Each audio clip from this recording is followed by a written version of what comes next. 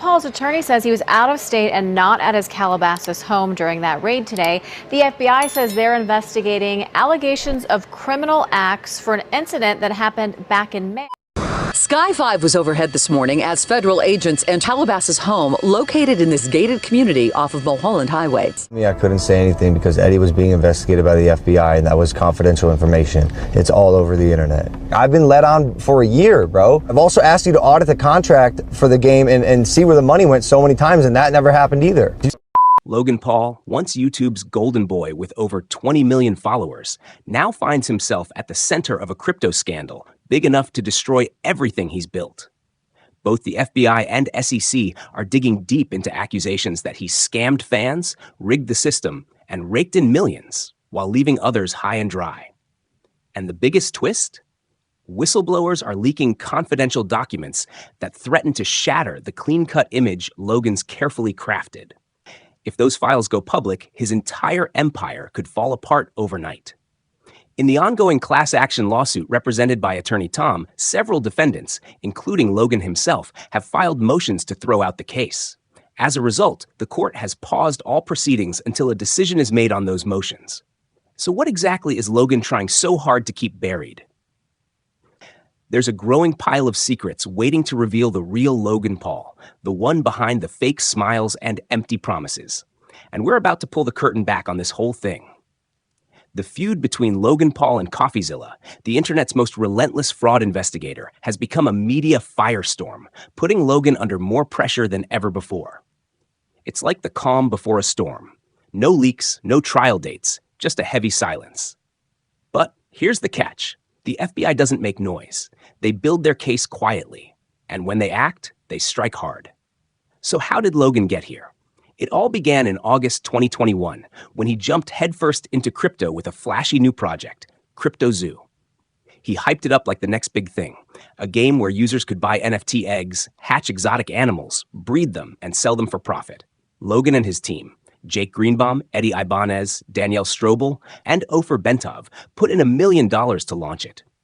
And thanks to Logan's massive influence, the hype turned into real money, fast. He told his followers they could get rich too. And they believed him. CryptoZoo is a blockchain game I created about a year and a half ago. You buy eggs on the blockchain, hatch them into base animals, then breed those to make fun, unique combinations. CryptoZoo exploded. Millions poured in almost instantly. But the reality? It was all smoke and mirrors. The game didn't work. Eggs wouldn't hatch. Animals never appeared. Nobody made a dime. All the flashy promo videos, just bait to drain loyal fans' wallets. The people who trusted Logan, they were left holding worthless tokens, unable to cash out. Their money vanished, replaced with broken promises and excuses. CryptoZoo became a ghost. I'm so excited about this project. It's super fun, and it makes you money. Really? Really? How much did you make from CryptoZoo? I lost $50,000. I lost $40,000. I lost $15,000. I lost $25,000. $120,000. $500,000 in crypto, $500,000 Australian. Logan was in the middle of it all, counting the profits. But his fans didn't just sit there. They came together and hit him with lawsuits, accusing him of fraud, market manipulation, and making millions off a broken dream.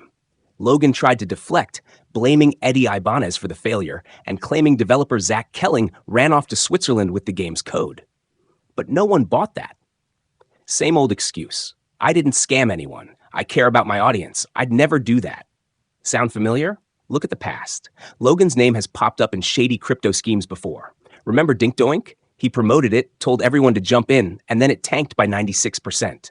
Meanwhile, a wallet tied to Logan's public address had bought in early, then sold at the top for big profits. See the pattern? Back to CryptoZoo. Logan claimed the art was handcrafted. Turns out it was just cheap Adobe stock images. That lie alone would have angered fans. But then CryptoZoo stepped in and blew the lid off everything. He didn't just complain, he investigated. He released video after video exposing the project layer by layer. Haven't seen them? You should. But here's the summary. He straight up called Logan a scammer and brought receipts. CryptoZoo spent months digging. He spoke to developers, scammed investors, and insiders who watched it all unfold from day one. One major revelation came from Zach Kelling. the dev who said he kept the game's code hostage because Logan's team never paid him. I paid out of pocket. I had a team of 30 engineers. We were making $50,000 a week building this game. All they gave us were a bunch of Photoshop JPEGs. Zach insists this wasn't blackmail. He built the project and just wanted fair payment for the work. CoffeeZilla's expose made it crystal clear. CryptoZoo was all illusion. No hatching, no breeding, no payouts, just empty hype and broken wallets. And Logan? He was surrounded by the same people he later labeled as con artists. Zach Kelling held the code. Eddie Ibanez faked his credentials. Jake Greenbaum walked away with $6 million. When the story went viral, Logan panicked. He lashed out with a weak response video, calling CoffeeZilla a clout chaser. But the public didn't buy it. Things got so bad, the FBI and SEC stepped in. Logan backtracked. He posted an apology and promised refunds, which never really showed up. CoffeeZilla isn't a criminal. I called him and apologized. My first reaction was ego, pride. I'm a fighter. I got defensive because I knew I didn't scam anyone. If any money is recovered, it'll go back to the community. I'm sorry. Thank you, CoffeeZilla. You kickstarted all this, and I truly appreciate it. But CoffeeZilla didn't stop.